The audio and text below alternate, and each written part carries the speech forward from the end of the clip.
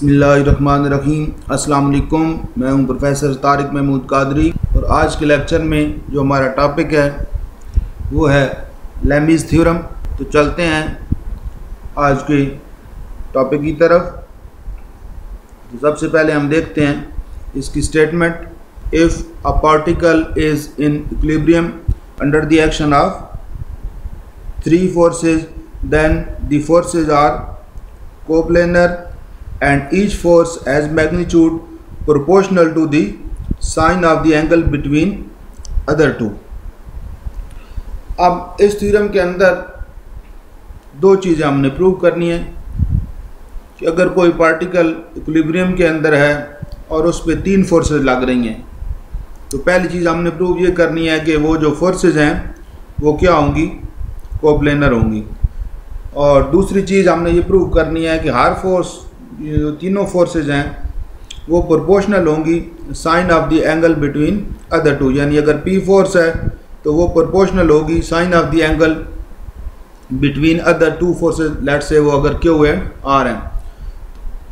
अब coplanar forces को कैसे प्रूव करना है? सबसे पहले बात यह है कि अगर कोई बॉडी इक्विलिब्रियम में हो और उस पर फोर्सेज लग रही हों, तो पहली चीज़ यह है कि उन फोर्सेज का जो सम है वो क्या होता है, जीरो की। ये फर्स्ट कंडीशन ऑफ इक्विलिब्रियम है कि अगर किसी भी ऑब्जेक्ट के ऊपर, किसी भी बॉडी के ऊपर फर्ज करें तीन फोर्सेज हैं F1,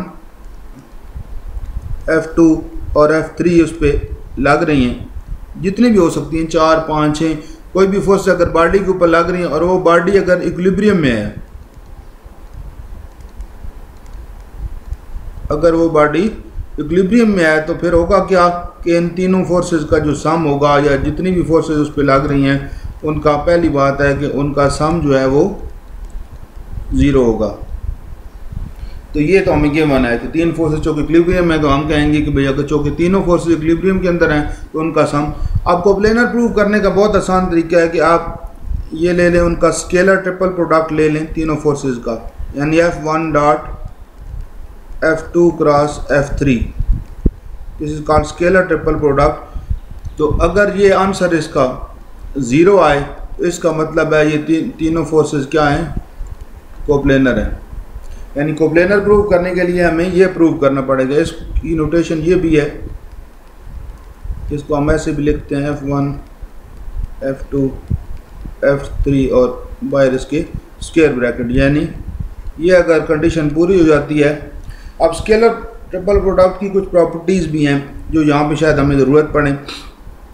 स्केलर ट्रिपल प्रोडक्ट में अगर कोई सी दो वेक्टर्स, मसलन अगर तीन आपके पास वेक्टर्स हैं A, B और C और इनका आप स्केलर प्रोडक्ट ट्रिपल प्रोडक्ट ले रहे हैं, तो उसमें ये होता है कि अगर कोई सा वेक्टर रिपीट हो जाए, यानी कोई सा वेक्टर दो दफ़ा आ जाए, तो स्केलर ट्रिपल प्रोडक्ट जो है वो ज़ीरो हो जाती है। कोई सा यानी A दो दफ़ा आ जाए, फर्ज करें जो आपके पास वेक्टर B है वो रिपीट हो जाता है, तो कोई भी वेक्टर अगर रिपीट हो जाएगा तो वो ज़ीरो हो जाएगा। ये तो थी दूसरी जो पहली चीज़ हमने प्रूव करनी है। यानी सबसे कर लेते तीन फोर्सेस सपोज कर लेते हैं F1, F2, F3 और हम कहते हैं कि किसी बॉडी के ऊपर लग रही हैं और वो बॉडी इक्विलिब्रियम के अंदर है। तो कोप्लेनर प्रूव करने के लिए हमें ये वाली कंडीशन जो है scalar triple product of F1, F2, F3 is equal to zero, ये प्रूव करना। अब दूसरी चीज़ हमने जो प्रूव करनी है वो क्या है? फर्ज करें कि तीन फोर्सेज हैं, ये अभी फिलहाल रफली तौर पे मैं इसकी डायग्राम बना के थोड़ा सा एक्सप्लेन कर देता हूँ। फर्ज करें ये फोर्स P है, ये फोर्स Q है और ये R है और ये किसी ऑब्जेक्ट के ऊपर एक्ट कर रही है, ठीक है जी। फर्ज करेंगे ये एंगल अल्फ़ा है, ये बीटा है और इनके दरमियान एंगल गैमा है। अब वो कहता है कि each force has a magnitude, her force की जो मैग्नीट्यूड है, फर्स्ट करें P है, ये होगी proportional to the sine of the angle between other two. अब ये P है तो दो के दरमियान एंगल क्या होगा, Q और R के दरमियान बीटा। अगर प्रोपोर्शनलिटी साइन यहाँ से ख़त्म करें तो हमारे पास आ जाएगा K टाइम कोई कांस्टेंट आ जाएगा और यहाँ से अगर हम K को अलग कर लें तो ये आ जाएगा P ओवर साइन बीटा। इसी तरह R पे अगर यही चीज़ अप्लाई करें कि R is proportional to the sine of the other two, तो साइन बाकी दो के दरमियान साइन क्या है, अगर R है तो बाकी दो के दरमियान अल्फ़ा है, और यही कंडीशन इस पे अप्लाई करें, कांस्टेंट ले लें तो हमारे पास K की वैल्यू यहाँ से क्या आ जाएगी, R ओवर साइन अल्फ़ा। और इसी तरह अब क्यू पे अगर करते हैं तो सेम कंडीशन के साथ क्यू और दोनों के दरमियान अदर के दरमियान एंगल गैमा है, साइन गैमा। अब तीनों जो कि कांस्टेंट हैं तो इनको अगर आप इक्वेट कर देंगे, यानी ये वाला एक्सप्रेशन अगर हम बना लें तो हमारा थ्योरम जो है वो प्रूव हो जाएगा, दोनों चीज़ें इस तरह। तो अब देखते हैं जी, इसको प्रॉपर तरीके से इसको सॉल्व करते हैं। Late F1, F2 and F3 ये तीन फोर्सेस हमने सपोज कर ली हैं, act at a point O and R in equilibrium. ये जो कि थ्योरम के अंदर स्टेटमेंट में गिवन है कि ये इक्विलिब्रियम के अंदर है। ये तीन फोर्सेस हमने ले ली, F1 और बाकी दो के दरमियान हमने एंगल उसके सामने यानी एंगल अल्फ़ा ले लिया, फिर F2 उसके सामने एंगल बीटा ले लिया और F3 उसके सामने एंगल गैमा ले लिया। तो ये O के ऊपर तीन फोर्सेस एक्ट कर रही हैं। अब जो कि इक्विलिब्रियम के अंदर है, और मैं ऑलरेडी बता चुका हूँ कि अगर कोई बॉडी कुछ फोर्सेस के अंडर इक्विलिब्रियम में हो तो वो तमाम फोर्सेस का सम ज़ीरो होता है। तो इन तीन forces F1, F2 and F3 का सम भी ज़ीरो हो जाएगा। अब हमें जो कि स्केलर ट्रिपल प्रोडक्ट चाहिए तीन फोर्सेस का, यानी F1 dot F2 cross F3। तो हम क्या करेंगे कि इसके साथ taking dot product of one with F1 तो ऑलरेडी है, इसके साथ जो कि डॉट चाहिए F2 क्रॉस F3 का, ठीक है जी। यानी हमने ये बेसिकली प्रूव करना है ना जी, F1 dot F2 cross F3। F1 तो ऑलरेडी यहाँ पे मौजूद है, तो इसके साथ हमने क्या कर दिया, डॉट प्रोडक्ट ले लिया किसका, जो यहाँ पे हमें चाहिए F2 क्रॉस F3 का। तो ये क्या बनेगा, F2 क्रॉस डॉट ले लिया। अब जो कि राइट साइड पे स्केलर है तो ज़ीरो है, तो ज़ीरो के साथ मल्टीप्लाई होगी वो भी ज़ीरो ही हो जाएगा, ठीक है जी। तो नेक्स्ट हम बल्कि यहाँ पे जो कि जब उसके साथ आप डॉट प्रोडक्ट, ठीक है, ऐसे ही हो जाएगा। नेक्स्ट इसको ओपन कर दिया, यानी F1 का अलग से डॉट आ गया इसके साथ, फिर F2 का इसके साथ डॉट और F3 का इसके साथ डॉट प्रोडक्ट आ गया। अब मैंने इसकी प्रॉपर्टीज़ में आपको बताया था कि जब भी दो वेक्टर स्केलर ट्रिपल प्रोडक्ट के अंदर रिपीट हो जाते हैं तो वो स्केलर ट्रिपल प्रोडक्ट क्या हो जाती है, ज़ीरो हो जाती है।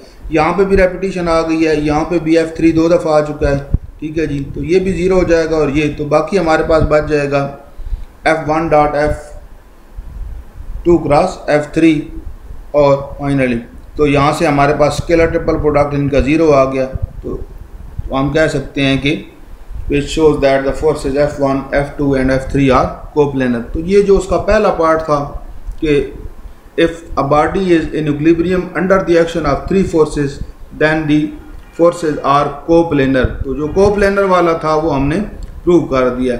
अब नेक्स्ट इसका जो नेक्स्ट स्टेप है जिसमें हमने प्रोपोर्शनैलिटी का वो बनाना है, हमने एक्सप्रेशन वो देखते हैं। अब पहले तो हमने क्रॉस प्रोडक्ट लिया था 1 के साथ F2 और F3 का क्रॉस प्रोडक्ट और फिर उसका डॉट ले लिया था 1 के साथ। अब यहाँ पे हम सिंपली क्रॉस प्रोडक्ट ले लेते हैं। इस जो हमारे पास इक्वेशन 1 थी, इक्वेशन 1 के साथ किसी एक का, यानी ये जो हमारे पास इक्वेशन है इसमें किसी एक के साथ आप इसका क्रॉस प्रोडक्ट ले लें, F1 के साथ, F2 के साथ, F3 के साथ, किसी के साथ भी इसका क्रॉस प्रोडक्ट ले लें। तो क्रॉस प्रोडक्ट लेंगे तो हमारे पास क्या बनेगा, F1 क्रॉस F3, यानी वही है कि इसको अब हमने ओपन कर दिया है। तो F1 का पहले इसके साथ क्रॉस आ जाएगा, फिर F2 का, फिर F3 का क्रॉस प्रोडक्ट आ जाएगा। अब जब भी दो सेम वेक्टर होते हैं तो उनका क्रॉस प्रोडक्ट ज़ीरो हो जाता है। तो ये F3 क्रॉस F3 हमारे पास क्या आ जाएगा, ज़ीरो हो जाएगा। तो यहाँ से बाकी हमारे पास बच जाएगा F1 cross F3 plus F2 cross F3। अब इसमें से एक को दूसरी तरफ ले जाते हैं, यानी ये जो F2 क्रॉस F3 था हमने राइट साइड पे ले गए तो माइनस हो गया हमारे पास।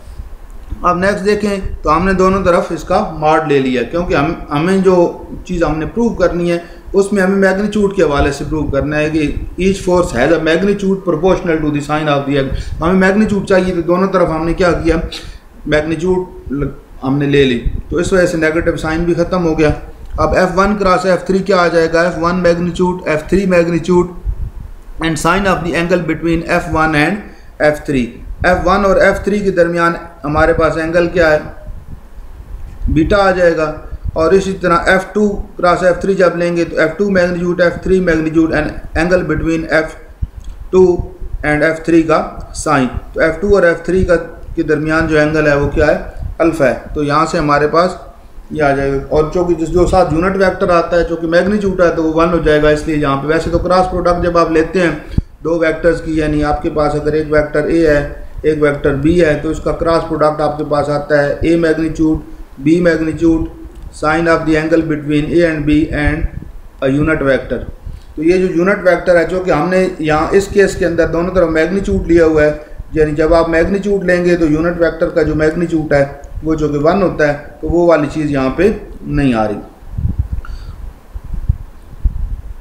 तो अब इसको फर्दर हम मज़ीद सिंप्लीफाई करते हैं।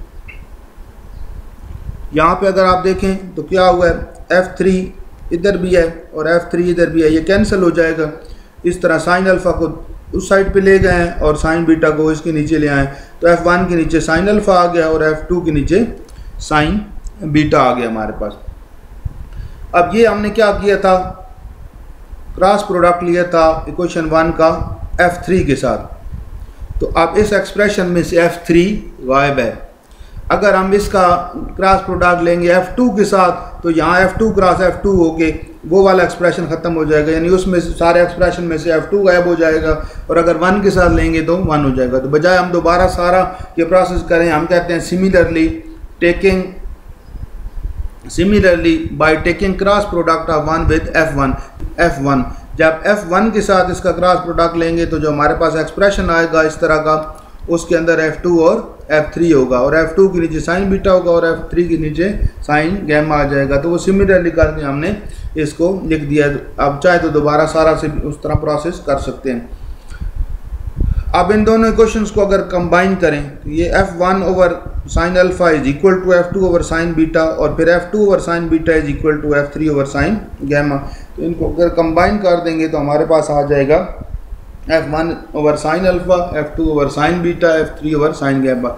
F1 is proportional to the sine of the angle between other two, तो अदर टू के दरमियान एंगल अल्फा है। इसी तरह F2 is proportional to the sine of other, तो बाकी दो के दरमियान जो एंगल वो बीटा है, और F3 का लेंगे तो इसकी गैमा है। तो यही हमें चाहिए था। तो it shows that each force has magnitude proportional to the sine of the angle between other two. तो यही हमें प्रूव करना था। तो दोनों पार्ट हमने उसके प्रूव कर दिए हैं। तो आज के लेक्चर में इतना ही, इंशाल्लाह मिलते हैं नेक्स्ट लेक्चर में अगले टॉपिक के साथ। अल्लाह हाफिज़।